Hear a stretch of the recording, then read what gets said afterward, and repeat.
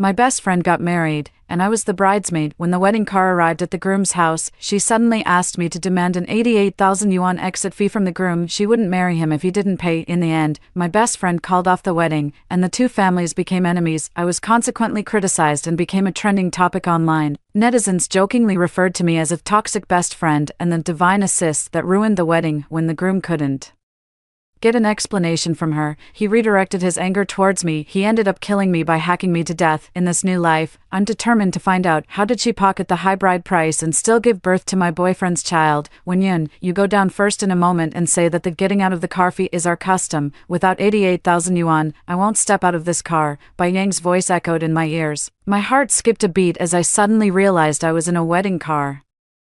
Yan Bai, dressed in a wedding gown, was tugging at my arm, pleading with me to help her ask for the getting off the car fee. Seeing that I didn't respond, she quickly lowered her voice again. I know it's not fair to raise the price at this moment, but you know Li Jun, he's always so stingy. If I don't get a bit more now, his money in the future, please, Wenyun, you don't want me to suffer later, do you? She looked utterly pitiful. Watching the exact same scene unfold before me again, I felt a chill run through my entire body. I have been reborn. I had been reborn before her husband could kill me. In my previous life, I had believed her lies, thinking it was just an offhand remark as a bridesmaid. I foolishly went and told Li Jun, who knew it would become her excuse to cause trouble. After an hour of stalemate in the car, she ignored Li Jun's desperate pleas, even disregarding his willingness to write an IOU. She called off the wedding on the spot. Some busybody uploaded the video from that day online. I was mercilessly attacked by keyboard warriors online and was too afraid to even leave the house. Everyone accused me of being a toxic friend, deliberately sabotaging someone else's wedding. Some even spread rumors that I had inappropriate feelings for Li Jun,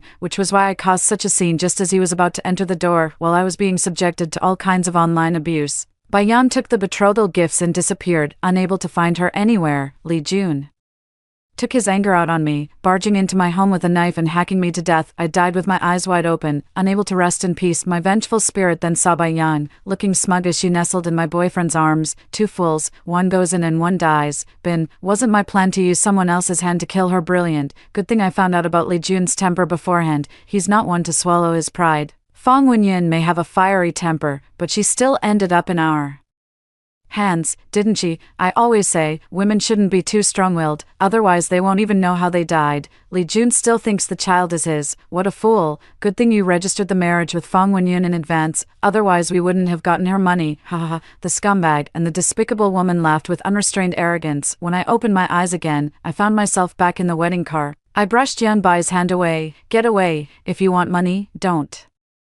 You have a mouth of your own, why make me say it? If you don't want to get off, then just sit there. After saying that, I immediately got out of the car. I didn't want to spend another second with this venomous woman. As soon as I got out of the car, I saw Li Jun, dressed in a sharp suit, walking over. His face was beaming with joy. Before he could hand over the red envelope, I had already spoken up. Bai Yan has something to say to you. Okay. Li Jun was about to pull the car door open when I grabbed him. I've already tried to persuade her, but it didn't work. The getting out of the car fee is a bad habit. You should talk to her properly. You two have finally come this far together. Don't let this money issue ruin things. Getting out of the car fee. Li Jun's hand froze mid-action, his expression instantly turning ugly. I pouted. I don't know what she's thinking. Insisting that you're stingy with her and that she needs to save more for herself. But what day is today, even? If she wants money, she shouldn't pick this moment, right? Brotherly, you already spent 5,000,000 on the bride price. You absolutely can't encourage this kind of behavior, or life will be tough later on. I deliberately stirred up trouble and fanned the flames. In my past life, Li Jun had been lenient because of the child in her belly, and with me as a shield, he vented all his anger on me. This time, I'll clear myself first, make it clear that the idea of the drop-off fee was Bai Yang's, and it has nothing to do with me. Let's see if she still wants the money. But I not only underestimated Bai Yang's desire for money, but also her shamelessness. Not only did she refuse to get out of the car, but she also didn't forget to throw mud at me. If it weren't for Wenyun bringing this up, I would have almost forgotten that getting out of the car fee is our custom. If you don't pay it, you're not sincere about marrying me. 88,000, not a penny less. Bai Yan spoke as if it were a Matter of fact, Lee Jun suddenly looked at me. Before he could react, I had already rushed to the car. I swung my arm and slapped Bai Yang across the face. Isn't Lee Jun good enough to you? Pouring his heart out. How dare you make such an outrageous demand at a time like this? Look at what you're saying. It sounds as reasonable as a zebra's head, full of stripes. I said, get out of the car to stop you from making such demands. Can't you show some understanding for his difficulties? Everyone was stunned. Probably no one has ever seen a bridesmaid slap the bride across the face. I clutched my chest, heartbroken and deeply distressed. Brotherly has been so good to you. Can't you have a little conscience? Bai Yang, after all these years of sisterhood, how have you become so mercenary? You didn't bring back a single cent of the 500,000 bride price, and now you're trying to jack up the price on the spot. To those who know, you're getting married today. To those who don't, they'd think you're selling yourself here. It was fine if I didn't mention the bride price, but as soon as I brought it up, Lee Jun's expression turned even uglier. He asked Bai Yang in a low voice, is everything I said true? Bai Yang covered her face and didn't respond to him for a long time. She couldn't utter a word. She really didn't bring back any of that money, because she hadn't planned to get off the car today in the first place. I wasn't planning to be Bai Yang's bridesmaid originally. We have a good relationship, but since Lu Bin and I have already registered our marriage, I'm essentially a married woman. However, both Lu Bin and Bai Yang kept urging me. They both said it didn't matter. I used to think they didn't care, but now I realize that without me, this show simply couldn't go on. I deliberately gave Lee Jun a push. What are you standing there for? You're already inside. Why listen to her nonsense about getting out of the car? Not to mention there used to be traditions of snatching the bride or causing a ruckus at weddings. Even without that, you've already given a solid 500,000 on such a joyous day. Are you really going to let her make a scene? Go for it, brother. I've got your back. Lee Jun snapped back to reality instantly without a second thought. He and his brothers dragged Bai Yang out of the car. Bai Yang immediately panicked, screaming at the top of her lungs. Unfortunately, no one took her cries seriously. I watched with a grin as Lee Jun forcibly carried her into the house. Turning around, I saw Lu Bin running over, drenched in sweat. He glanced around the car and asked me with a strange expression, where's Bai Yang? Her husband carried her into the house. She's getting married today. Where else would she go if not inside? In his previous life, Bai Yang never got out of the car. The person driving the main wedding car was a friend of Lee Jun. Bai Yang asked to turn around, but the driver completely ignored him. It was Lu Bin who took the initiative to jump in and drive the car back, but now the bride is no longer in the car, and I really want to see what Lu Bin is going to do. What I didn't expect, however, was that he actually broke down. He turned and rushed straight into the wedding room, still shouting loudly in his mouth. Wait a moment, Bai Yang, your parents asked me to tell you to hold on for a bit, they said. Splat. I chased after him in a few steps, jumped up, grabbed his short hair, and yanked it back hard. He staggered and fell backward onto the ground. Without a word, I leaped up and punched him hard in the eye socket. Shut the hell up. Everyone else is fine with the wedding, but you just have to stir up trouble, dragging her parents into it. Bai Yang is an orphan. Where would she have parents? What? Did her parents hear she was getting married and get so excited they pushed open their coffin lids and crawled out? Feng Wenyun, you're insane. Lying on his back on the ground, Lu Bin desperately shielded his face with his hands. He shouted my name at the top of his lungs. This is what he meant by a woman being domineering. I have been practicing martial arts for over 20 years and am a teaching instructor at the martial arts school. Whether it's in terms of martial prowess or financial resources, I am far ahead of him. If I hadn't been drunk and ambushed by Lee Jun in my previous life, I wouldn't have met such a tragic death. I sat on Lu Bin, slapping him left and right. He was beaten so badly that he had no chance to fight back. I also wanted to endure it, to plan carefully before taking action, and then slowly seek revenge for myself. But seeing this scumbag and this despicable woman, along with Lee Jun who killed me, I really couldn't hold back. A blood feud is nothing more than this. They blinded my eyes, killed two birds with one stone by harming both me and Lee Jun, and even took our money. How could there be such a cheap deal in the world? Since I'm not afraid of making a scene, I'll make it a big one. Let everyone see their true colors. I beat Lu Bin until he was howling in pain. Bai Yang is my best friend. Why are you so concerned about her? Her parents haven't even met me. Who do you think you are? Did they send you a message in your dreams? If you want to be a player, take a good look at yourself. Only good-looking people can be called players. Someone like you is just a water ghost. She's getting married, and you're in such a hurry. One refuses to step inside, the other chases after her. What kind of love stronger than gold? Actor, you two putting on here. If you like each other so much, just lock yourselves together. Why come out and cause trouble for the rest of us? I struck him while hurling insults. Crazy output. Even the slowest among them realized something was wrong. Lu Bin's eyes revealed panic, confusion, and a desperate attempt to cover up. He kept saying I was crazy. How can you smear them like this? Lee Jun had already stood by the door at some point. his gloomy face full of impending storm. It seems the one inside hasn't stopped. Before I could finish fighting, Li Jun rushed to Lu Bin and grabbed his collar. Was everything Feng Wenyun said true? No wonder Bai Yang is still making excuses to break off the engagement. So this is the kind of relationship you two have? Tell me, whose child is she carrying? Don't hit me. Feng Wenyun is crazy, buddy. Don't listen to her nonsense. It's not true at all. Lu Bin's voice trembled as he covered his head. I let out a cold laugh. He refuted each of his statements.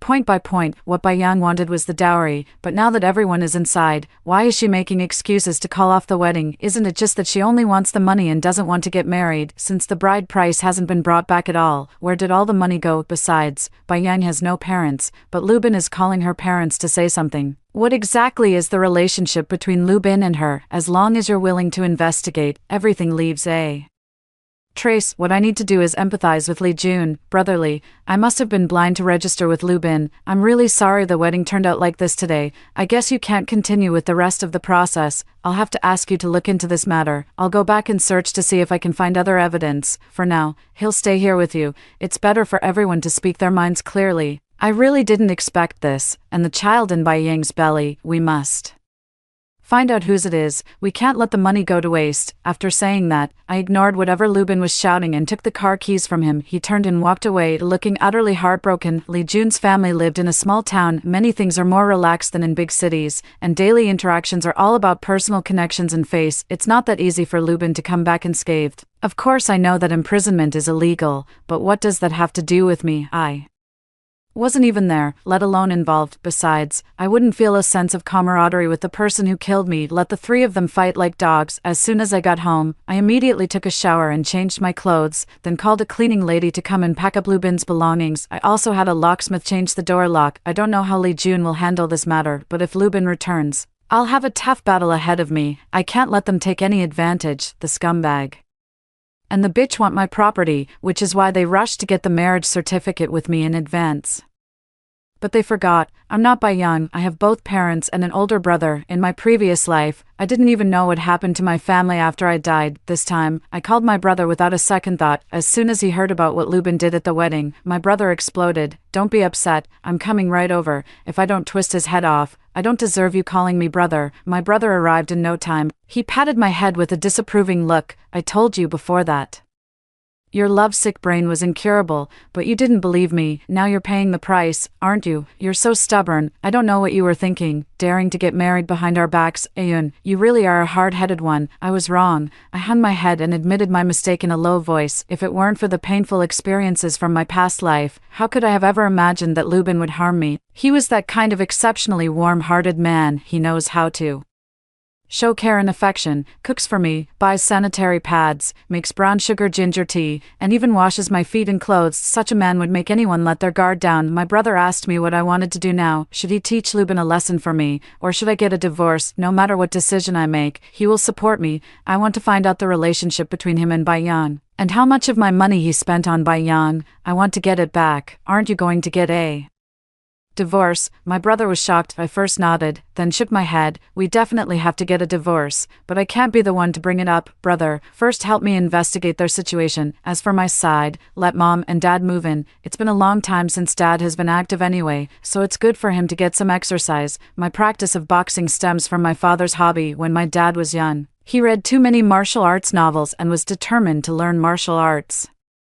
Eventually, he became a Muay Thai coach, but my brother had no interest in martial arts, so my dad focused all his efforts on training me. As a result, no one dared to pursue me throughout my entire adolescence. With no experience in love, I completely fell for Lu Bin. As soon as I met him, I handed over Lu Bin's tablet and laptop to my brother. He is a programmer and proficient in this area. I want to see the chat records between Lu Bin and Bai Yang. After all, there is no solid evidence, and Li Jun can't detain them for long. That night, my parents came over with gifts. The little old man looked quite smug. Sweetie, I heard from your brother that you were tricked into a marriage. I told you long ago that guy was no good, but you insisted on being with him. Now you know how it feels, don't you? And that friend of yours isn't any better either. Every time she comes over, she sneaks around looking at everything. Yet you still like hanging out with her. Will you die if you don't speak? Our daughter is already feeling terrible enough, and here you are making sarcastic remarks. Are you crazy? My mom gave my dad a hard punch. My dad immediately shut up. The little old man fears no one, except when I, his mother who can't even tie a chicken, get angry. Just as the old couple were hiding in the kitchen making dinner for me, my brother sent over all the screenshots of the chat. The conversation above was shocking. They clearly knew each other much earlier than I did, and even Lubin's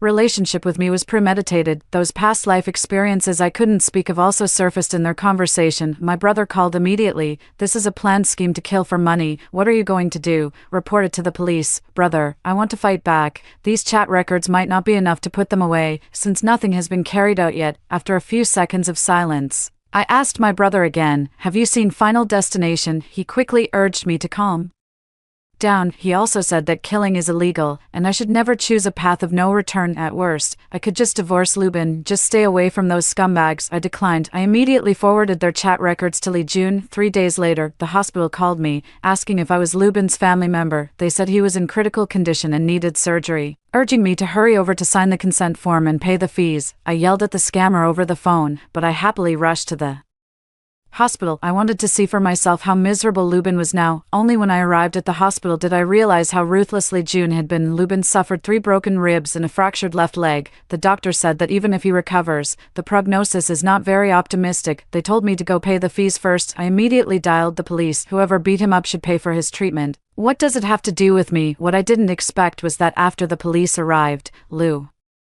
insisted that he had fallen off his bike and gotten hurt like this. He didn't even dare to mention Lee Jun's name. His cowardice was truly astonishing. I had no choice but to notify Lubin's mother, have her come over to sign and pay the fees. I said I gave all my money to Lubin, but he spent it all on Baiyang. Now that the incident has come to light, the other person's husband beat Lubin up like this. Lubin's mother cursed and yelled over the phone, it's that seductive vixen again, hasn't she done enough harm to my son? Why does she keep targeting him alone? Wenyun, listen to me. Don't be angry with Xiaobin. He's just been led astray by that seductive vixen. I never agreed to them being together in the first place. It was Baiyang who wouldn't let him go. Did they know each other a long time ago? I caught the key point. Lubin's mother admitted it. That is to say, my acquaintance with Baiyang was also a conspiracy. After hearing all this, I told her that if she was willing to be treated, then come. If not, I would just go back. I have no obligation to spend money on anyone's treatment. His mother screamed over the phone, saying that I was already their rightful daughter-in-law, and how could I abandon them at a time like this? I hung up the phone and sneered coldly. It turns out that the friendship and love I thought I had were both fake. Lubin lay on the hospital bed, looking at me pitifully, begging me to sign and pay. I slapped his face hard. Didn't you give all my money to Baiyang? Do you need me to call her now? Do you still want to deny your relationship with her? Didn't Lee Jun show you those chat screenshots? It's you. It's actually you. Lubin's eyes widened in shock, and as he shouted this, he also spat out blood. His condition looked concerning. I feel quite relieved. In the end, I didn't sign or pay the fee. After all, I had already reported it to the police. If he didn't want to find Lee Jun, that was his own business. As for whether his mother was willing to treat him, that was also beyond my concern. I am only interested in Baiyang's situation now. My brother was afraid that I would actually kill someone, so he insisted on accompanying me to the town again. This time, Lee Jun received us very politely. He said that Baiyang is now at home, but it is not convenient for her to see anyone. After all, she is still pregnant and should not be overworked. Lee Jun's expression was extremely gloomy as he said these words. She assured me that the child in her belly is mine, but I'm not entirely convinced. Has she returned the betrothal money to you? I didn't respond to his remark. Nowadays, paternity testing is very easy. You just need to wait for the child to be born and make a trip to the testing center. Lee Jun suddenly stared at me intently, then he gave a sinister smile. Did Lubin not tell you? It's not just me and him who are involved with Baiyang. I don't know where the money went, but it definitely went to someone else. Even if the child isn't mine after it's born, she will never leave this place in her lifetime. After all, I spent 500,000 to buy her. I instantly gasped in shock. For some reason, Lee Jun's eyes looked like those of a madman. Half a month later, Lubin was discharged from the hospital. His mother helped him back to my house, and my father was momentarily stunned when he opened the door. What are you here for? My son and your daughter are legally married, so this is Xiaobin's home too. Father-in-law, I don't mean to criticize, but do you I'll have no conscience. Shaban has been in the hospital for so long, and not one of you has visited him. It's all been me, an old woman, taking care of everything. How can you be so heartless, even if he did something wrong? That's a matter between the young couple. Why are you getting involved?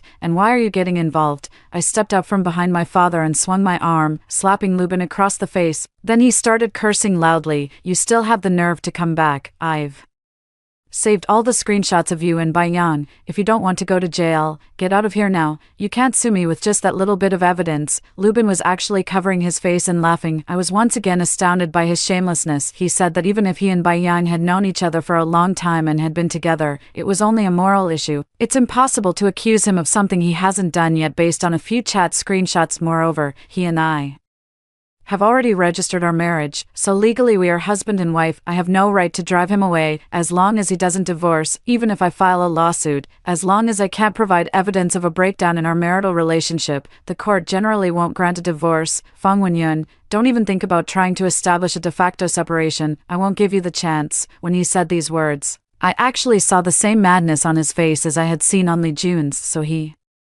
suffered a loss at Baiyang's hands and now wants to make up for it with me. Dream on. After thinking for a moment, I pulled my dad aside. I said Lubin could come in, but his mom couldn't. I bought this house, and I have the right to refuse. In the end, I smiled and asked them one more question. Are you sure you want Lubin to move back in? Aren't you afraid that instead of getting a divorce, I might end up widowed? Before Lubin could speak, his mother nudged him with her elbow. She smiled kindly at me and said, what are you saying in anger, child? Couples fight at the head of the bed but make up at the foot. This whole thing between you two is all because of that flirtatious fox. Baiyang, once some time passes, you won't feel so uncomfortable anymore. I can leave and not stay here, but you can't just dismiss Xiaobin's kindness toward you, can you? Wenyun, sincerity begets sincerity. Pretending can't sustain a good relationship for long. After saying that, she even gave my dad a sidelong glance. She said that the older generation shouldn't meddle in the affairs of the younger generation, and at this age, how could they still be so clueless? My dad didn't even bother to respond to her. He silently took my hand and led me back. My mom rushed over at lightning speed and slammed the door shut,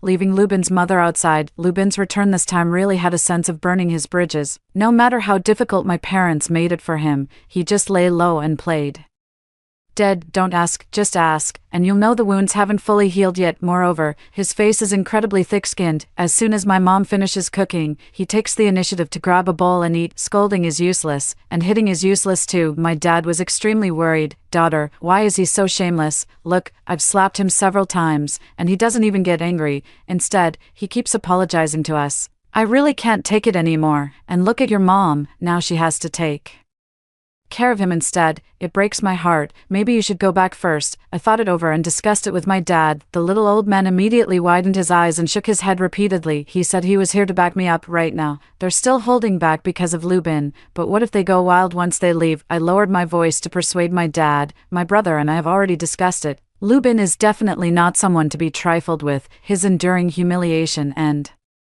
bearing heavy burdens are likely him preparing for a big move, but with you all around, he won't easily make his move. I'm really running out of patience to keep waiting. We have to give him a chance to act, right? What if he harms you? Don't worry, my brother has already installed a pinhole camera. If there's anything I miss, you can notify me. Besides, he wouldn't dare to confront me physically. He can't beat me. After my repeated assurances, my parents finally went back. Lubin then smugly raised an eyebrow at me. What? Can't handle it anymore. I thought your parents would stay for at least a year or two. I'm afraid family disputes might involve them. Without waiting for Lubin to react, I had already yanked him off the sofa. I was hit right in the face without warning. I've been wanting to take action for a long time. I just couldn't let loose in front of my parents. Now I've completely let myself go. No matter how I hit him, as long as he doesn't die, it's still a family dispute. After all, we have the marriage certificate. I specifically target places where the injuries won't show. Even if Lubin calls the police, this wouldn't even count as domestic violence, because I can also inflict injuries on myself. But Lubin not only didn't call the police, he didn't even fight back. Every time after hitting him, he would kneel on the ground and confess to me, saying that if he hadn't been blinded by greed, he wouldn't have been deceived by Baiyang. After going through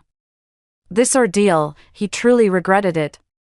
Wen-yun, if hitting me makes you feel better, then go ahead and hit me. I was wrong in this matter, and I really have nothing to say, but can we not get a divorce? Look, I've already blocked her, and Lee Jun won't let her contact me again. Can we just turn the page and start over? Get out. I kicked him hard. I don't believe a dog can change its habit of eating shit, nor do I believe Lubin is truly repentant. His patience terrifies me. No matter how harshly I treat Lubin, he doesn't seem to care. He acted as if those previous events had never happened, still cooking for me every day and not letting me touch any household chores. It was as if he had turned over a new leaf. Even my brother couldn't find any trace of his unusual behavior in the surveillance footage. Half a year passed in the blink of an eye and my brother called me out. Could Lubin really have turned over a new leaf? I went back to that town a couple of days ago and heard that Bai Yang is about to give birth, any day now.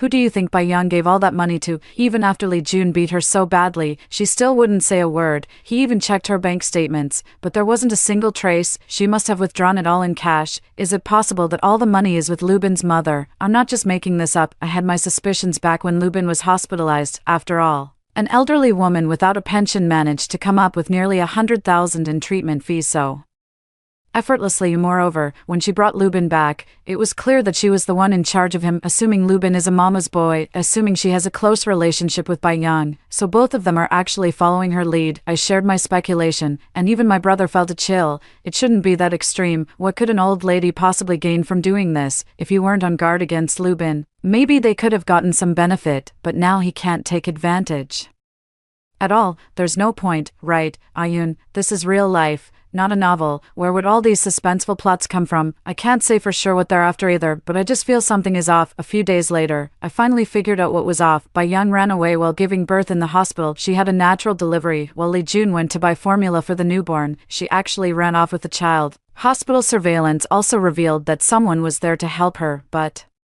that person was completely wrapped up. Apart from appearing not very tall, it was impossible to tell whether they were male or female or what they looked like. I could feel Lee Jun's gloom even over the phone. She took everything I had, even the bracelets and jewelry my mother left behind. Fang Wen-yun, you'd better keep an eye on Lubin. I'm afraid they might still be in contact. I understand. If it's convenient for you, could we meet up? At the end of the call, Lee Jun asked to meet with me.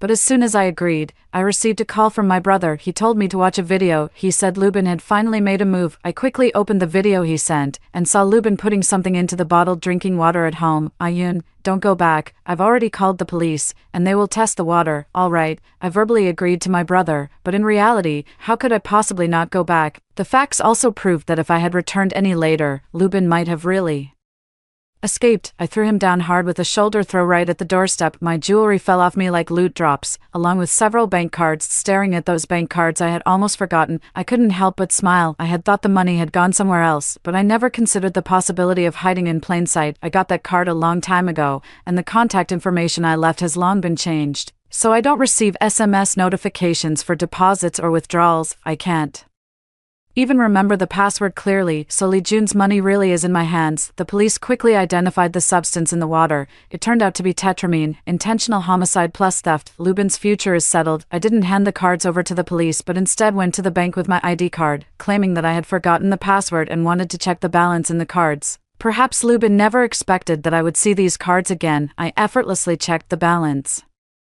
It turned out to be over 2 million. Meanwhile, Lee Jun also rushed over. His already gloomy face now carried an even more manic expression. He tugged at his hair fiercely, his face filled with frustration. I knew all along that child couldn't be mine, so why did I still give her a chance to run away? Is Lubin still in contact with her? Tell me. I don't know. He's been arrested. What? Lee Jun looked utterly shocked. I picked up the coffee in front of me and took a gentle sip before smiling lightly. I don't know why they hate me so much. Even when fleeing, they didn't forget to poison me. They're unwilling to divorce, and I can't figure out what they're after. But, have you checked Lubin's mother? The figure in the hospital video looks a lot like her. The fierce glint in Lee Jun's eyes suddenly softened a bit. He asked me if I knew something or if I had also been reborn. I pretended not to understand what he was saying. What are you talking about? Reading fewer novels is good for your brain. I've watched the video over and over, and I always get that feeling. I really don't know what that despicable couple is scheming. After saying that, I stood up and left. I didn't want to get too involved with this violent person, and I certainly wouldn't tell him about the bank card. Some things were simply what he owed me, but I had only taken 2 steps when I heard Lee Jun softly say behind me, "I'm sorry." I didn't even turn my head. I never considered myself a good person even after Being reborn, it's still the same. That evening, I took the card and went back to my parents' place, both of them still looking tense. My mother scolded me with frustration. Are you stupid? Your brother told you not to go back, yet you insisted on returning. What if something had happened? Even if the police don't catch him, someone like that won't end up well. By the end, my mother's voice was choked with emotion. The old man quickly held her and comforted her softly, saying that I've been stubborn since I was a child, and she should try to let it go. I silently placed the card on the table, telling them that this contained Lubin's ill-gotten gains, in addition to what was taken from me. There's also Lee Jun's 500,000, but as for where the rest came from, I have no idea. My dad immediately jumped up. No, we can't keep this money, we have to hand it over. We were in complete agreement. I always feel uneasy about taking this money. The next day, my brother accompanied me to the police station, besides handing over the bank card. I also provided all the receipts I could find. The proof shows that the money is mine. The female officer who took the report looked at me as if I were crazy. This is your card, right? It should have nothing to do with Lubin's case. I was still in a daze, but my brother had already reacted. He quickly grabbed the card back and pulled me out. After we left the building, he lowered his voice and told me this was called a hint. They said both I and my bank account were unrelated to the case, so there was no need to submit them anymore, but I still felt uneasy about the money. However, before I could figure out how to handle the money, a brutal murder case made headlines locally. The murderer was none other than Lee Jun. He really found Bai Yang in Lubin's hometown. Not only did he kill Bai Yang and Lubin's mother, but he also threw the newborn baby to death. Before the police arrived, he also committed suicide. But the case did not end there. Instead, it led to a larger case. This was a long-established human trafficking criminal organization. The leader was none other than Lubin's mother, Yan Hohat. It turns out Lubin was not Yan Hohat's biological son at all. Like Bai Yang, he was a child Yan Hohat had abducted from somewhere. When they were young, they were forced to go out on the streets to sell flowers, beg, and perform acrobatics, all just to get something to eat. As they grew up, he and Bai Yang both became Yan Hohat's right-hand men. The victim ultimately becomes the new perpetrator. They disguise themselves as various handsome men and beautiful women, moving among their prey to extract money. They exploit those who have no heirs to the fullest extent possible. If they cannot fully exploit someone, they take what they can, and fleeing marriage fraud is merely one of their most commonly used tactics. But how could such a coalition of interests truly coexist in symbiosis? Its collapse was only a matter of time. As one of the prey, I never understood until the very and why Bai Yang and Lubin harbored such hatred toward me, hated me so much that even when leaving, he didn't forget to take my life. Before Lubin's case was sentenced, I filed for divorce. This time it went relatively smoothly. There was no need for the 2-year separation process, and the divorce was granted directly. Lubin sent someone to say he wanted to see me. I went. He didn't ask Bai Yang, nor did he ask about the child. He only asked if I had already checked the balance. Keep this money for me until I get out. All right, I agreed with a smile, without even a word of objection. I know he's gambling on the meager affection between us, gambling on the kindness he once showed me, but what affection do I have for him? I'm just prey to him. I agreed to him just to keep him from going crazy. After all, with so many crimes on his record, how could there still be a chance for him to get out soon? I took the judgment document and went to update my household registration. Looking at the newly stamped word divorced on it, I smiled with immense joy. In my previous life, I truly didn't get to see my family's reaction after my death, because I was always by Lubin's side, so I not only witnessed his heartfelt confessions with Bai Yang, but also saw them serving diligently by Yan Hohat's side. It's best that these wicked people are completely eradicated. Later on, I received a scheduled text message. It was sent by Lee Jun. He said that if he was destined to be a murderer, then he would follow fate's arrangement. In his previous life, he killed the wrong person, but in this life, he wouldn't make the same mistake again. He also said that brilliant flowers can never bloom in the mud. There is only filth in the mire, just like Bai Yang, Lubin, and him. I deleted the text message. I blocked all the related numbers of those few people. Then I walked over to my family, who are still waiting for me not far away. Who says flowers can't bloom in the mud? I am one. I struggled back from hell, not just to survive alone. The sun shines brightly, and the flowers bloom brilliantly. From now on, I can bloom freely and stride toward a brighter tomorrow. Half a year later, Lubin was finally sentenced to death penalty, without even a moment's delay. On the day he was executed,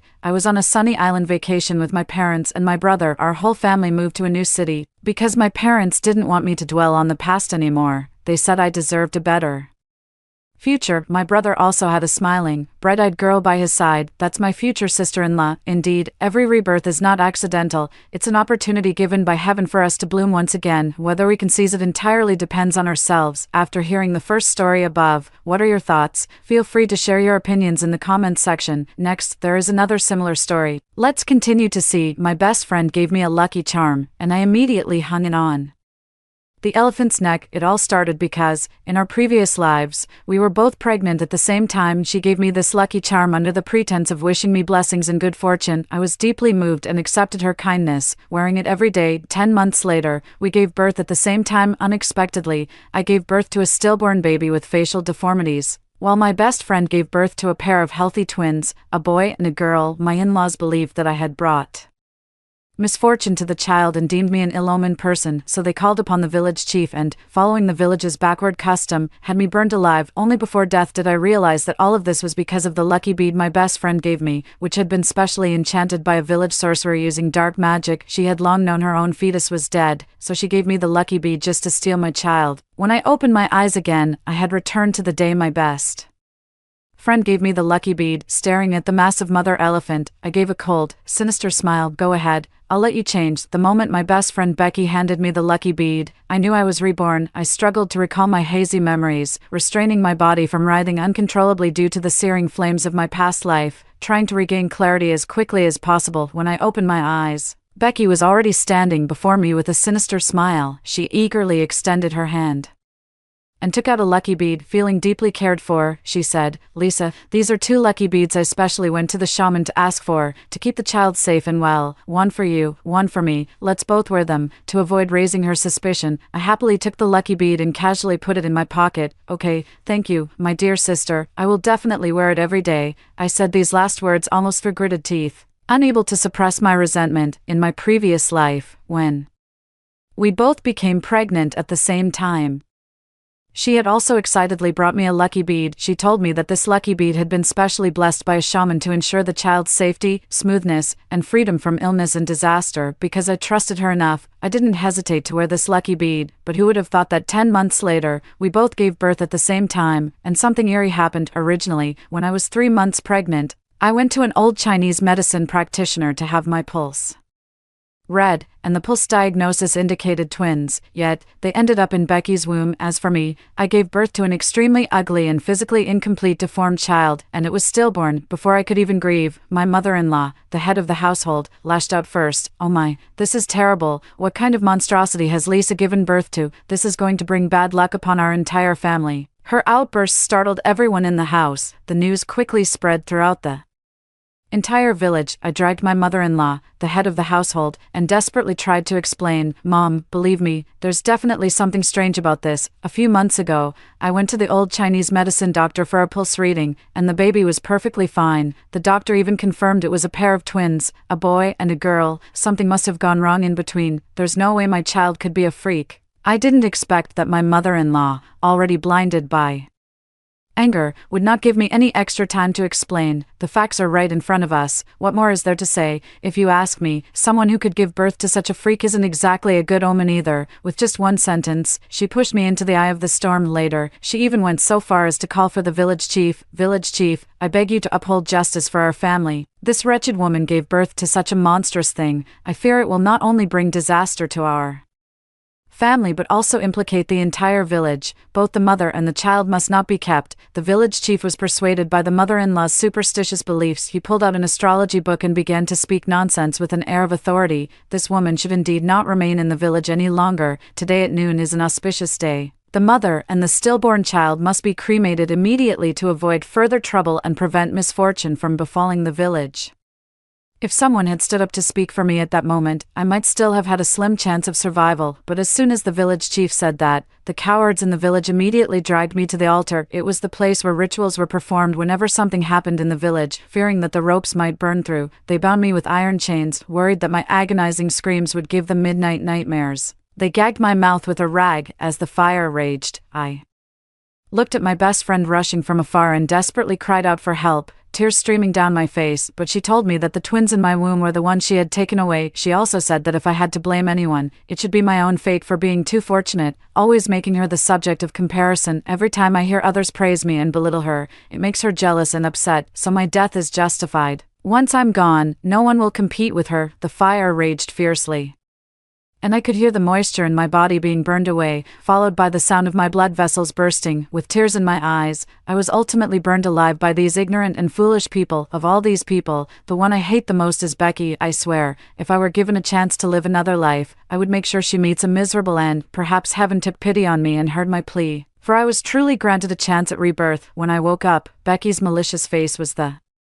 first thing I saw. She is as hypocritical as ever, but her hypocrisy is well hidden, so much so that I didn't see it in my previous life. I suppressed the hatred in my heart and continued with the unfinished task, unaware of my abnormality. She still smiled falsely. We're all good sisters, no need to be so polite with me. I also pretended to agree and nodded in acknowledgement. After that, she thought the matter was settled once again. Believing that no one knew about the bad deeds she had done, she left with peace of mind. After confirming that she had left, I immediately hailed a taxi and headed to the zoo. At the zoo, I found the largest and strongest female elephant. I placed the cursed fortune bead around the elephant's neck and specifically took out a few $100 bills to instruct the keeper not to remove the bead for at least 10 months, or it would cost the elephant its life. The keeper took the $100 bills and nodded in compliance. Miss, don't worry, I will return the bead to you completely intact after 10 months. I smiled and expressed my gratitude. After going out, I immediately hailed another taxi and rushed back to the village. I quietly gazed in the direction where Becky lived. Don't you like changing tires? Go ahead, change them. I'll let you change them. This time, I'll give you a big one to change. After returning to the village, I saw Becky again, who was out for a stroll. Although she was chatting and smiling with the elderly folks in the village, my entire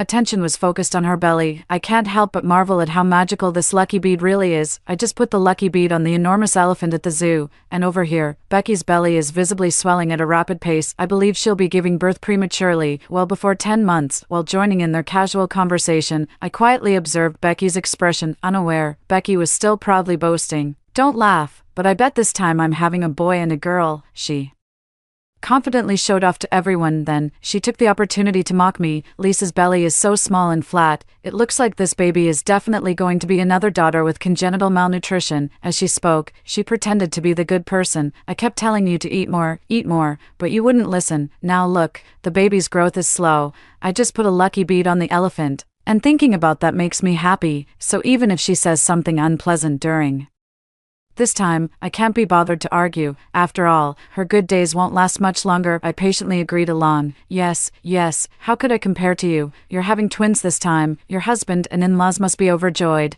I've heard that in our village, you're the first to conceive twins. Even the village chief said that you and your children are a blessed gift from heaven. Hearing this, she showed no modesty and even seemed a bit smug. She curled her lips, almost openly showing her disdain for me. Of course, that goes without saying.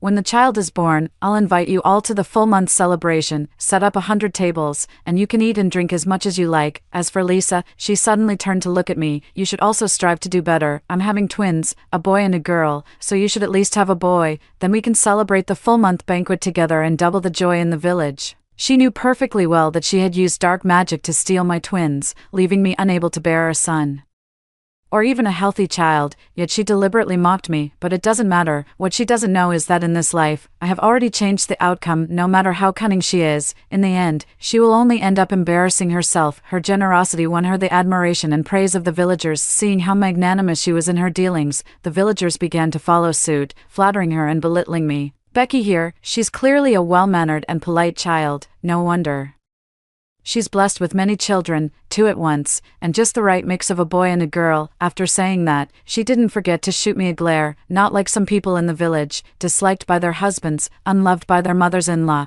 indifferent to the villagers, and even carrying a malnourished, worthless child. How will they get by in the days to come? Exactly, and she still has the nerve to stand and chat with us, as if she doesn't know she's disliked by every household in the village. At this moment, her kind-hearted best friend, seeing the villagers' words becoming increasingly excessive, hypocritically stepped forward to quickly put a stop to the conversation. Uncles and aunties, it's too much to say these things in front of me and Lisa, even if Lisa usually doesn't like to socialize and, because of her family's financial difficulties, didn't advocate for a full month celebration after having a child, you still shouldn't hurt her self-esteem like this in front of everyone. Please do me a favor, uncles and aunties, and refrain from saying such hurtful words in the future. As soon as Becky spoke, the elderly men and women all blushed with shame. Then the conversation took a turn, with them apologizing to me and heaping even more praise on Becky. Just now, your uncle and aunt were too harsh with their words. We're getting older and sometimes speak without thinking. Sorry about that. The apology felt insincere, but the praise for Becky was genuine. For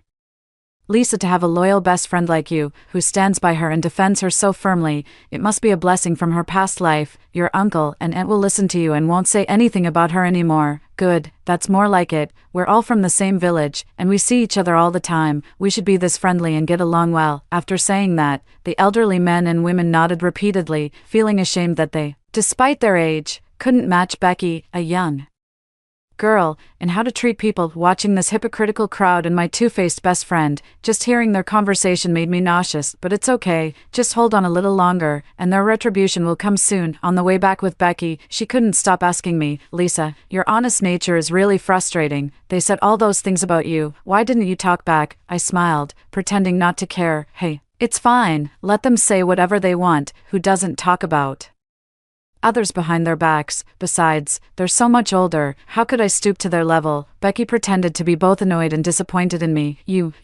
I really don't know what to say to you. If I hadn't experienced what happened in my past life, I might have truly believed she meant well by saying these things. It's just a shame that I'm no longer the naive, trusting fool Lisa I used to be. I know better than anyone that although she appears to be looking out for me in every way, deep down, she takes more pleasure than anyone in seeing me suffer. At this thought, hatred surged from the depths of my heart once again. I changed the subject, thinking I would just say a few casual words before we each went our separate ways. Unexpectedly, I found myself trapped again by her topic. As she spoke, her eyes unconsciously drifted to my neck. Noticing that I hadn't put on the lucky bead yet, she questioned me angrily. The lucky bead I gave you, why haven't you worn it yet? Seeing her frustration, I patted my pocket to reassure her. It's in my pocket, how could I not wear something you gave me? Don't worry, I'll find a string to thread it on as soon as I get back and wear it around my neck right away. After saying this, I smiled slightly, and her angry expression finally softened a bit. Even though I had already given her such an assurance, she still couldn't help but remind me again,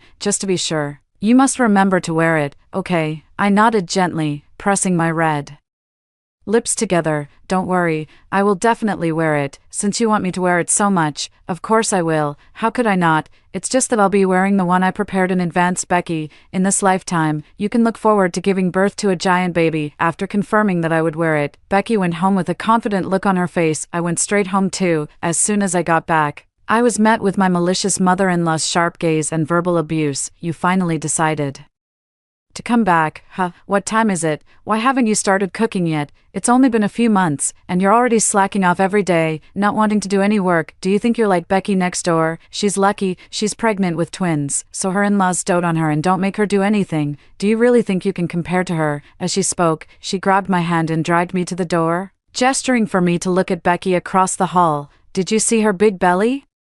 It's so large, round, and full, anyone can tell at a glance that she has a blessed appearance. Now look at you, your belly is so flat and small, you don't even need to consult a traditional Chinese medicine doctor to know that what's in your belly is just another worthless girl like you. Hearing my mother-in-law rattle off so many words, I couldn't be bothered to argue with her, but when she mentioned Becky's big, round, full belly and her blessed appearance, I couldn't help but laugh. Isn't it big and round, with that female elephant's massive size? How many ordinary women could handle it? Of course, Becky is fortunate because she's carrying a giant baby in her belly. Thinking of this, I couldn't stop laughing. My mother-in-law scolded me when she saw this. What are you laughing at? You have no shame and still dare to laugh. If you could be like Becky, carrying twins in one pregnancy, I'd take special care of you too. Hearing my mother-in-law's words, I immediately frowned and politely declined. I wouldn't dare let you serve me.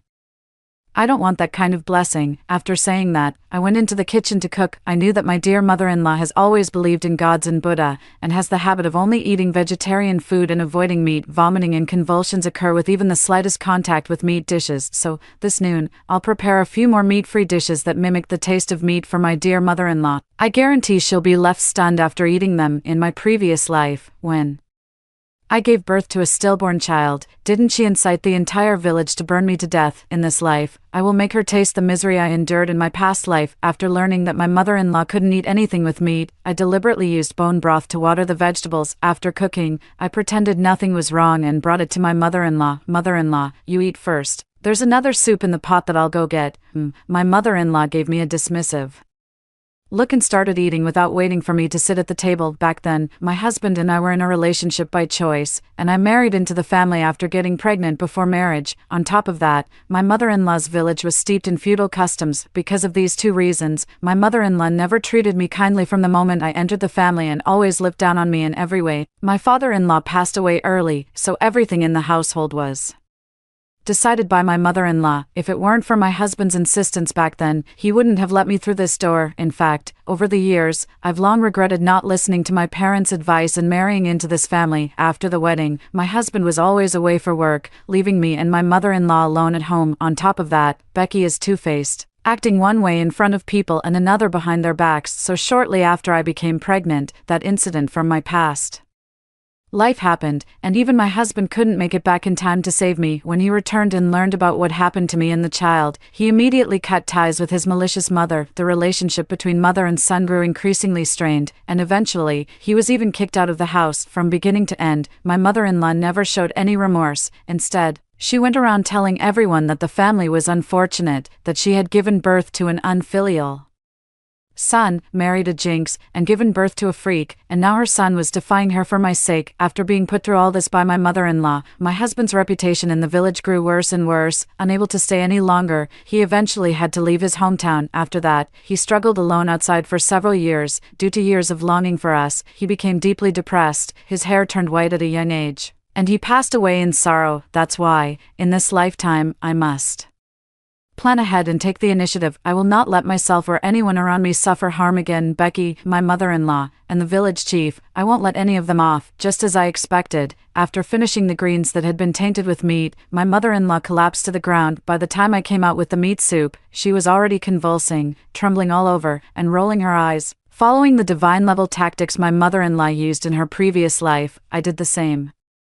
This time around, instead of immediately seeking out the old Chinese doctor to treat her, I went straight to the village chief. At that moment, the village chief was playing chess with several elders in the village. As soon as I approached, I anxiously told the village chief about my mother-in-law's condition. Village chief, something's wrong. My mother-in-law seems to be possessed. Could you please come and take a look? People in the village love to gather and watch when something happens, especially the village chief, who is particularly fond of dealing with matters related to ghosts and spirits. He then hurried to my house with a few others. As soon as I entered the door, I saw my mother-in-law, her limbs convulsing and her eyes rolling back, with white foam frothing from her mouth. The village chief took one look and shouted that it was bad. This is bad. Evil energy has invaded. A demon has possessed her. Quickly, get a few people to carry her to the shaman. At the village chief's command, a few uncles came forward and carried the mother-in-law to the old shaman in the village. The wizard possesses profound magical power, and it is said that Becky gave me this lucky charm after obtaining it from him. He brought the horsetail whisk close to the grandmother, and then his brows furrowed deeply. He chanted incessantly, muttering a series of incantations we couldn't understand. He then actually ordered someone to tie up the grandmother's wrists and hang them. He brought a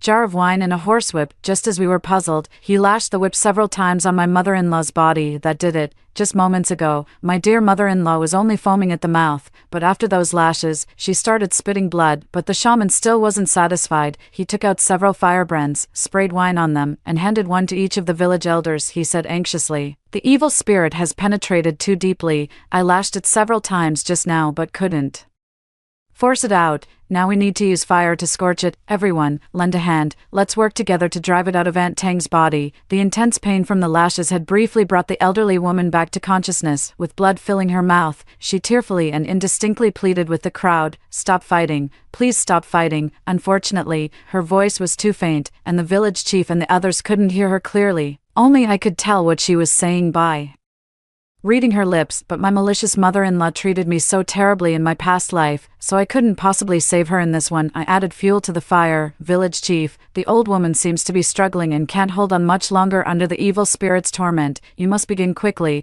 As the words fell, the old woman cast a resentful glare. At the same time, the shaman, along with the village chiefs, began the scorching ritual. One by one, they stepped forward, holding torches and continuously smoking and scorching them in front of the old woman. The firelight made the old woman's wrinkled face glow red, and her agonized screams echoed throughout the entire village. But the wizard said this was a sign that the evil spirit was slowly leaving the old woman's body, and the method was working. He urged loudly, "Everyone, bring the torches closer." After much effort, the old woman's skin turned sallow from the heat, and she completely passed out. After the ceremony, my mother-in-law's illness worsened, and she became bedridden.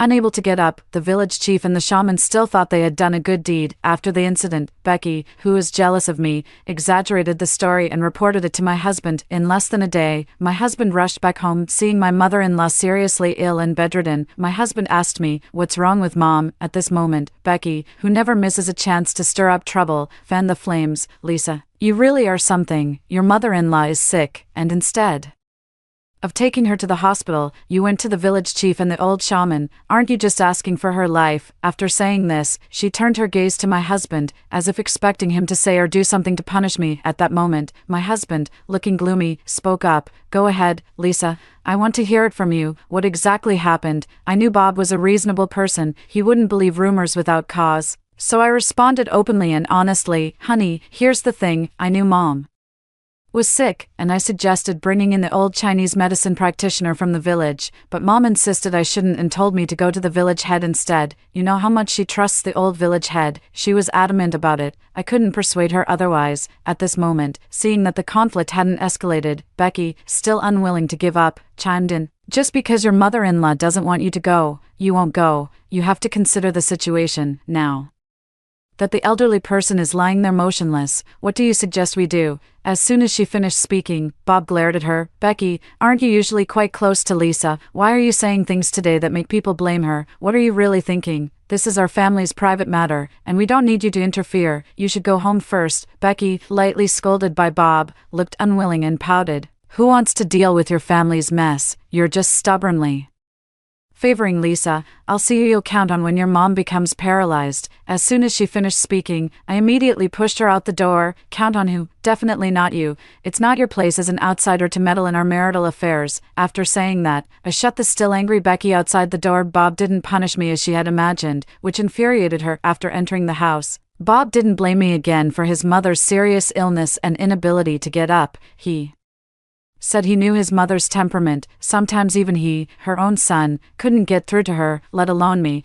Instead, he told me to stay away from Becky from now on. He also said he had originally intended for his mother to stay by my side and take care of me, but now, with me being pregnant, I would have to take care of her instead. He was worried about the situation at home, so after this trip back, he decided to stay home and not leave again. I smiled upon hearing that. Becky's attempt to stir up trouble ultimately failed, as there are still people in this family who have my back. 5 months later, both Becky and I had noticeably larger bellies. Becky once again shared some astonishingly good news. I heard that her baby, only 5 months along, seemed almost ready to be delivered by C-section. Some people even say that perhaps she isn't carrying twins at all, but quadruplets. Because of this, Becky once again came to me triumphantly to show off. "Oh, Lisa, you just have to admit that I'm so lucky. Have you heard? My mother-in-law and my husband, seeing how big my belly is, both said that I might not be carrying just one set of twins, but 2 sets of twins." After saying this, she thought I would be as jealous as she was, but I wasn't. Instead,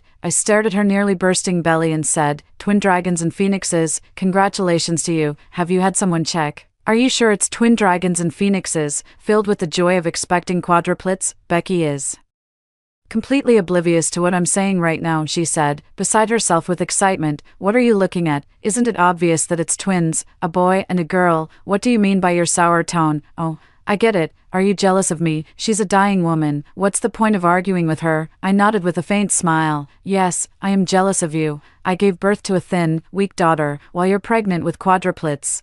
How could I not be jealous?" Hearing this, she lifted her head proudly. "What's the use of jealousy?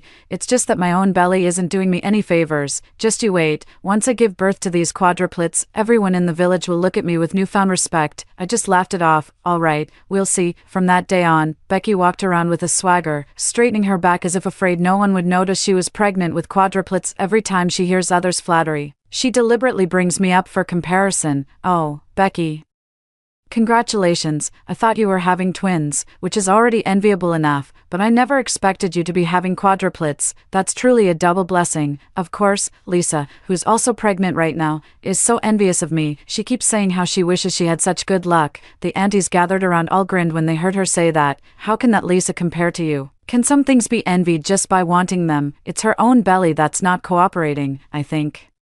When both of your children are born, Bob and Bob's mom will look down on her even more, and her life will be even harder then, right? Maybe Bob will even divorce her in the future. Becky was overjoyed to hear this, but she still put on an affected air. Oh, come on, Lisa is my good friend after all, so let's not talk about her like that. I heard everything clearly from not far away. I took in all the malicious words from these people, that's right. I'm indeed not as fortunate as Becky, whoever wants this kind of fortune can have it. I want to see whose face will be slapped when the child is born. Will these aunties still flatter Becky like this? By then, another month passed, and my baby was doing well, while on Becky's side, her belly was already huge, and the baby was about to come out on its own. That day, when I received the news of Becky's difficult labor and rushed over, she was in excruciating pain, unable to deliver the unusually large baby. Help me, I don't want to give birth anymore. Is there anyone who can help me and take these babies out? She pleaded desperately, but no one dared to step forward. Even her usually doting mother-in-law and husband, upon seeing the scene of her abdomen tearing, couldn't help but leave the delivery room. Finally, she had no choice but to turn to me for help. Her eyes were weary,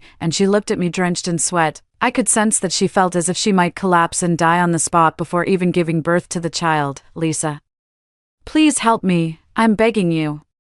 No one else can help me right now except you. I stepped back, my eyes filled with fear. This is a premature birth. I dare not help you. If something goes wrong, I can't take the responsibility. I can't get involved in your family matters. Farewell, Lisa. You, kicking someone when they're down. After saying this, she fainted from the pain. I left the room after she lost consciousness. Then I pretended to be terrified and shouted loudly, "Oh no, Becky's husband, Becky's mother-in-law, Becky has fainted." Becky's husband and mother-in-law were so anxious they were running around in circles. This is terrible. If the adult has fainted, then the child must be in danger. What should we do, Mom? The indecisive Becky's husband threw the problem back to his mother. The older generation in the village all have a bit of superstitious belief in gods and Buddhism, so Becky's mother-in-law made the same decision as my mother-in-law did in her previous life: invite the village chief. The three big words "invite the village chief" are still fresh in my memory, as if no matter what big or small issue arises, inviting the village chief would solve everything. I stand aside, not getting involved and not speaking, silently waiting for Becky's fate. "Becky, what you owe me, you'll pay for it in this lifetime." Becky's mother-in-law quickly called for the village chief. The village chief took one look at the current situation and nearly fainted from fright. A massive, oversized infant had burst through